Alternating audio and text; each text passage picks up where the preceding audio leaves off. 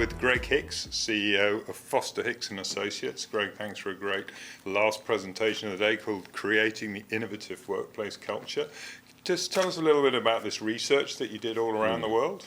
Yeah, happy to. It was a great experience. We went to 70 countries, and our goal was to find people that were referred to us as being extremely happy. But really what we meant by that was not, I'm always cheerful kind of happy, but these are people that made their life work, created high quality of life for themselves, even after hardship or difficult circumstances. So we would meet people in cafes in villages we'd never heard of before and simply ask them, who's the happiest person you know?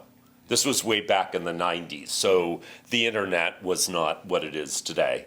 And people would give us a name and a phone number, and we would call people up and try to invite ourselves over to their house. And often they would cook for us, which was like a super great benefit. Yeah. And what was so amazing is in the first 3 years of doing this, not one person turned us down. Some people wanted to meet us in like a public location, which of course we understood since they didn't know us. But we just asked them to talk to us about how they lived their life and the choices they made, because we didn't have set questions. We weren't trying to guide them in any particular way, and it became really clear over time in all of these 70 countries that there were these 9 universal behaviors. And so that's what we wrote about in our books. That's what we teach people. We later began to do research on it, medical research, correlating these 9 things with positive health outcomes.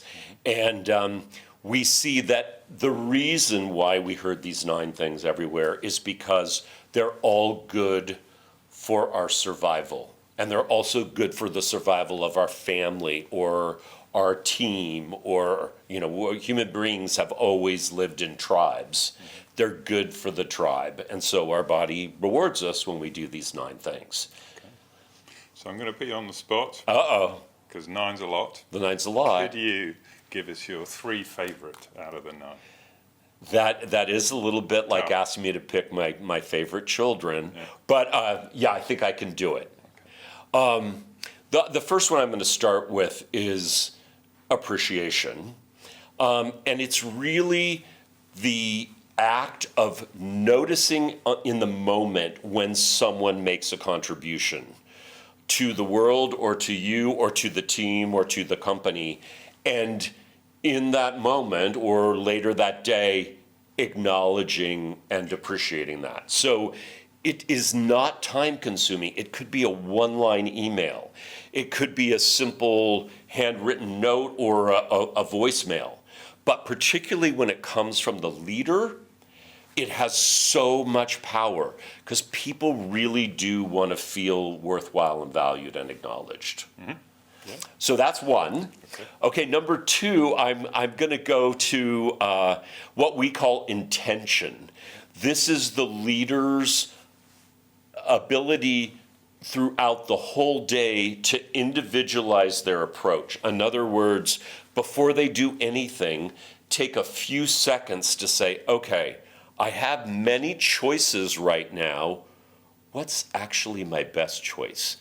Maybe rather than stating my opinion first, it's just to listen and ask other people what they think. So it is this whole idea that all day long we're choosing on an individual basis, given this particular circumstance. Okay, that's 2. That's 2. Oh, right. Number 3. I have another one. Oh, good. I have 3. For the third one, I think it's so hard to do, but I think I'm going to pick what we call accountability. Mm-hmm. We also interviewed people that were extremely unhappy, and that's what they say about themselves. And what we saw is the more unhappy people are, the more in their life they see themselves as a victim. Yeah. And people are victimized, it's true. But if your chronic mindset is, I'm a victim, poor me, people do things to me and I have no control, it is impossible to be at your best. It's impossible to be happy. It's impossible to be a strongly contributing team member. So the accountability piece is not letting yourself get caught up in blame, but to say, okay, this happened. I didn't want this to happen. Now, what can I do to make things better? What control do I have, even if it's only a little bit? Fantastic. And of course, I still have 6 fabulous ones that I was going to ask that. You're not going to tell us, but if people would like to find out more, have you written a book or anything? Yes, we certainly have. We have a website, FosterHicks.com, and we have 4 books.